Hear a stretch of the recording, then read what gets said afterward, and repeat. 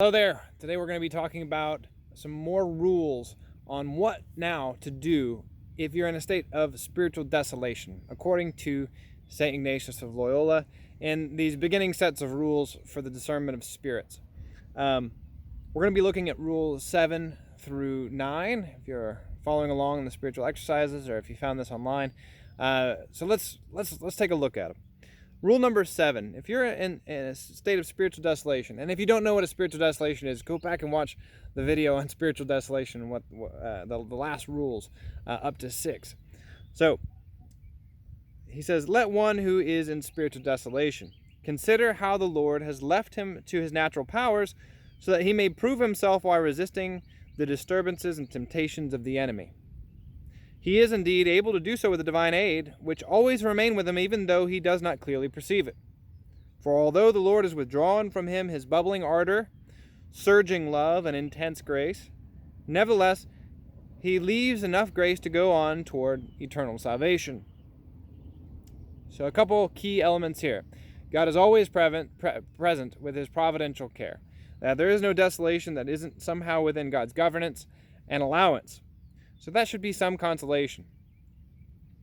Though it says that we're supposed to reflect on how we're left to our natural powers, that doesn't mean that we're left in pure nature, that we don't have grace, because then he goes on to say that God always gives the grace necessary. So it doesn't mean that. It has to mean that one of two things. It either has to mean that we have grace and can't feel it, or that we don't have the specific grace of consoling feelings. And either way, it has to do with our experience of God's grace, that we don't have that experience of it, and so we don't think that we have it, and so we're being tried. There's a trial here. Am I the kind of lover of God who only loves the consolations and not the giver of the good and perfect gift? So what is the disposition that we're supposed to try to acquire if we're in a state of desolation, and assuming we've come to a place where we know that we're in desolation, or maybe this is just a regular meditation that you have, is that I don't want to love the consolations, I want to love the consoler. And so whenever I'm not consoled, I'll still love him who is the consoler, in spite of the fact that's not what I have right now. So if that's the case, then it's time to re-up, right? To get one's mind on that. That's a point of consideration that we're called to. Rule number 8 continues forward. He says, let him who is in spiritual desolation work at holding on in patience, which goes contrary to the harassments that come on him, and while taking unremitting action against such desolation, as said in the 6th rule, let him keep in mind that he will soon be consoled. Okay, so another thing for our mind, you will soon be consoled. That's something that's helpful. So we should think in terms of God's going to try me and leave me to my natural powers, but consolation's right around the corner. And what is the disposition of my will toward patience, to bear in patience? But this patience isn't just a passive patience. This is an active force kind of patience. This is under that principle of counterattack, unremitting action. So it's a different kind of very dynamic patience, if you will. So, a couple key points. Desolation can be prolonged, either through a temporal succession, but also in the quality of a desolation, it can feel like it's forever. Just think about whenever you were ever in a waiting room and it wasn't really that long, but it felt like an eternity. Well, during desolation, everything seems to go really long, right? So it's going to feel one way or another because of the nature of desolation. It's helpful to think in terms of soon there will be consolation. It won't be like this forever.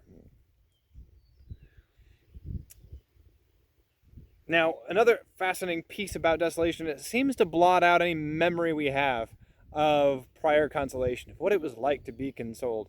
It's like whenever Sam asks Frodo near in the very last stages of their time together with the ring, he says, "Do you remember the Shire?" And poor Frodo doesn't remember. He's completely desolate.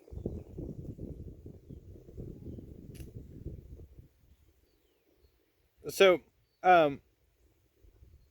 at that point, what can you do? Even just being aware of the desolation already helps a lot, and it might be that awareness is going to give you some strength to go forward.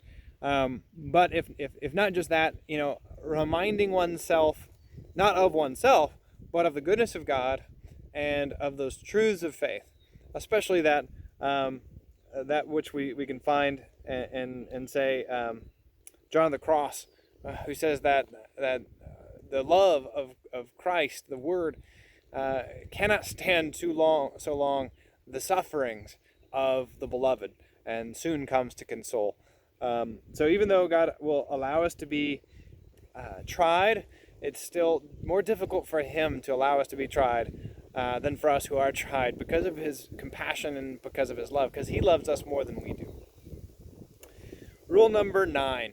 Okay, and this is just a layout, some theological insight to help us to understand why would God allow me to be in this desolation, in spite of even His own compassion.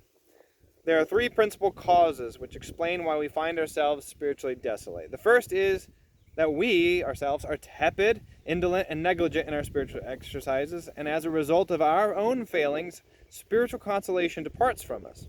That's one. It's on me. Number 2 is that it serves to put our worth to the test, showing how much we will extend ourselves in serving and praising God without so much pay and consolations and increases in graces. So it could just be that God sees that I'm good and wants to give me a heavier load to carry for a little bit so that I can be exercised and become stronger in the spiritual life. The third is this: the spiritual desolation serves to give us a true recognition and understanding, grounding an inward experiential perception of the fact that we cannot ourselves attain or maintain surging devotion, intense love, tears, or any other spiritual consolation, but rather that all is gift and grace from God our Lord. So we do not build a nest on another's property, elevating our mind in a certain pride or vainglory, giving ourselves credit for devotion or other constituents of spiritual consolation. So in other words, no false virtue here. No, this is a protection against those temptations and that pride that would say that I'm doing this on my own, that these virtues aren't infused, that these experiences aren't gifts, that somehow I can make this happen on my own. No, we realize more and more that our spirituality is on deposit, and that consolations are a means to an end of making us truly holy, to be more firmly rooted in heaven whenever we get there. And so those 3 reasons he gives us, they're actually reflected also in the City of God of St. Augustine. So we get a little bit of this back in the patristics. Satan, as Scripture tells us, transforms himself at times to masquerade as an angel of light. Sound familiar? To tempt those men who, are in need of this kind of training, which is the latter 2 reasons of St. Ignatius, or men who deserve to be thus deluded, which is the first one. So God's love throughout all of this is the paradigm for the rationale of why this would happen. One, it's for the sake of kind of turning us around, right? If we're lukewarm, desolation can push us sometimes to prayer. It's not simply out of a kind of vengeful punishment per se, but it's medicinal. God's a good physician.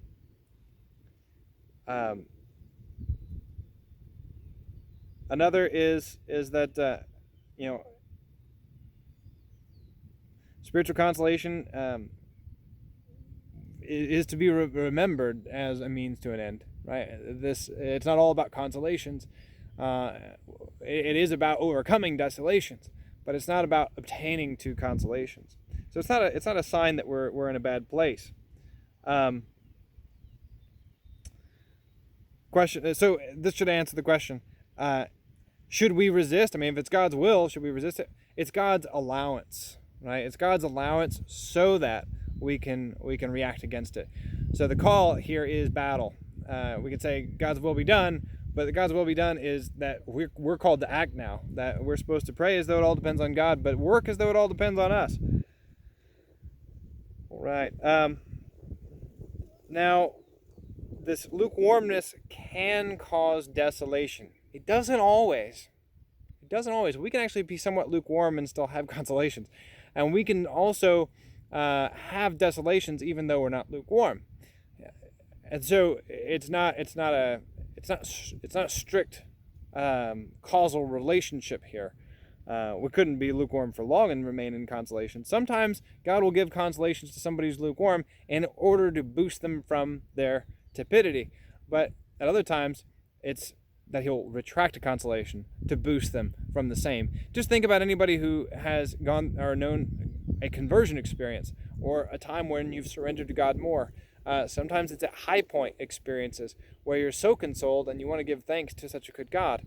At other times, it might be because you're at a low point and you're looking to a God who you know you've neglected, and that is more secure than the things of the world. You've seen through the world a little bit. You've been to the puppet show and you've seen the strings, and you don't want the falsity of it anymore. So you turn to the truth Himself. Then this last bit of being put to the test. There's a great analogy of romantic love here.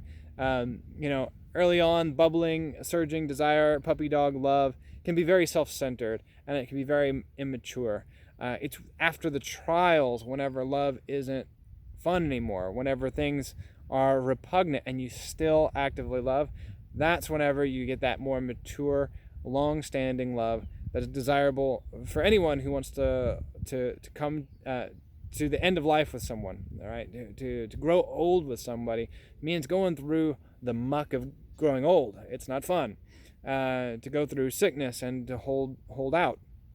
Sometimes in Catholic circles, there's a kind of cottage industry of the theology of the body, and there's an emphasis on the goodness of the physical relationship between a husband and a spouse as a kind of high point expression and embodiment of a sacrament.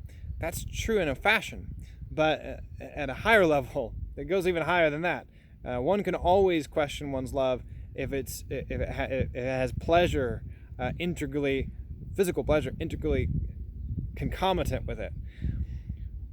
But it's less doubtful, that love, when it is through the repugnant, my wife can know that it's an act of love whenever I'm unloading the dishwasher, because I hate that. They seem to be all in the right place. They're just fine where they are until we need to refill it, right?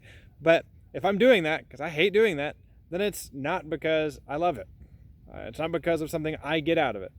So in this way, we have a good kind of reasonable, commonsensical analogy of, if we're going to grow in our love of God, then God's going to allow us to make acts of real love of Him rather than just what He gives us, because that's not a love of Him. Love of consolations is a love for what God gives us and love for ourselves. God gives us that sometimes because He can't stand to see us constantly going through the unbearable. Interestingly, He allows, say, for example, Lazarus to die, right? He holds back, but then when He comes to the grave, he weeps. So the God is weeping with us too in our little miniature deaths. He loves us more than we love ourselves, but nonetheless, He'll allow these things that He can bring greater glory out of it and ultimately bring us to life. So at that next time, how are we supposed to think whenever we're in consolation? If we now know how to think and what attitude we're supposed to have, thinking in terms of God will soon console us, and look how He has left me to this battle, to counterattack with patience and spiritual exercises, penance, fitting penance according to my spiritual director and such, right? And fitting penance, examination, and prayer. Then we re-up, we keep pushing forward. We fight the good fight. We review our days. We put it together. But what about when God's consoling us? What about when we do have consolation? What is our attitude and disposition? What should we foster in ourselves when we're being consoled? That's next time.